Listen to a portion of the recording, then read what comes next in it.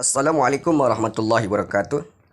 Kembali lagi bersama saya Rahmat Hidayat di NIM 1814080007 mata kuliah metodologi penelitian.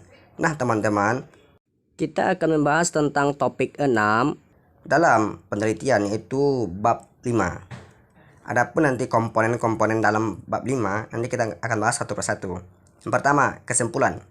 Kesimpulan penelitian adalah pernyataan singkat tentang hasil analisis deskripsi dan pembahasan tentang hasil pengetesan hipotesis yang telah dilakukan di bab sebelumnya. Kesimpulan berisi jawaban atas pertanyaan yang diajukan pada bagian rumusan masalah. Keseluruhan jawaban hanya terfokus pada ruang lingkup pertanyaan dan jumlah jawaban disesuaikan dengan jumlah rumusan masalah yang diajukan.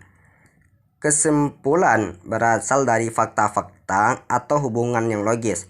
Pada umumnya, kesimpulan terdiri atas kesimpulan utama dan kesimpulan tambahan.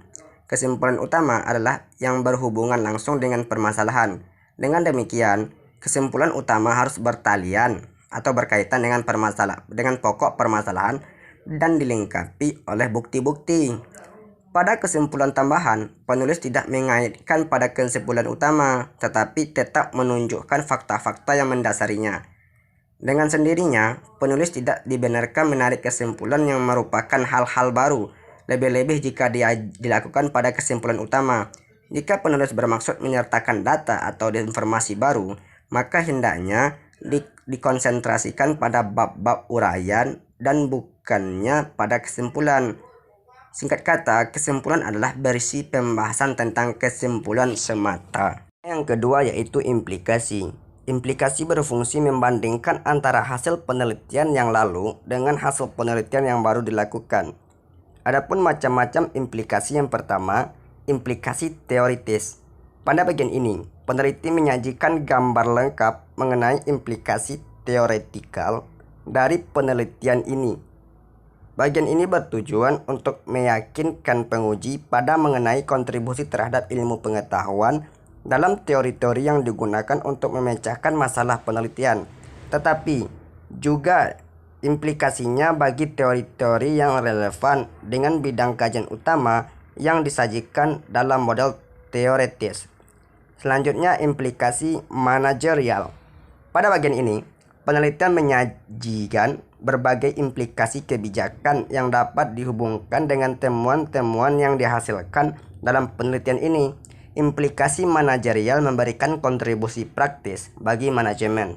Selanjutnya, implikasi metodologi.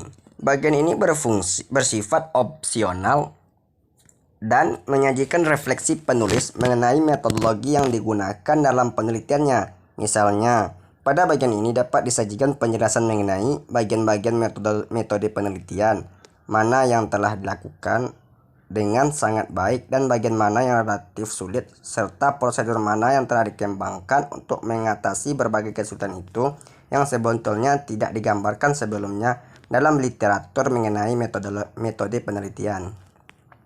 Nah, yang ketiga itu yaitu saran. Saran adalah suatu yang diberikan kepada pembaca yang didasarkan atas hasil temuan dalam studi yang telah dilakukan dan bukan berupa pendapat atau tinjauan idealis pribadi peneliti.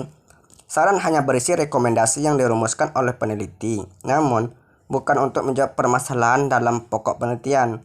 Saran dirumuskan berdasarkan penelusuran yang menurut penulis dapat bermanfaat secara praktis maupun bermanfaat bagi pengembangan ilmu pengetahuan berdasarkan kedekatan objek. Saran yang diajukan hendaknya saran yang konstruktif dengan mengacu terpenuhinya beberapa persyaratan saran yang baik. Contohnya, beberapa persyaratan saran yang baik itu: yang pertama, diuraikan secara singkat dengan bahasa yang jelas. Yang kedua, mempunyai sasaran objek yang jelas yang memiliki otoritas penerapan. Yang ketiga, disertai dengan tindakan operasional yang memungkinkan dapat dilakukan. Yang keempat, disertai dengan kriteria indikator keberhasilan. Yang kelima, berupa imbauan untuk melakukan penelitian sejenis yang menekankan pada pendalaman.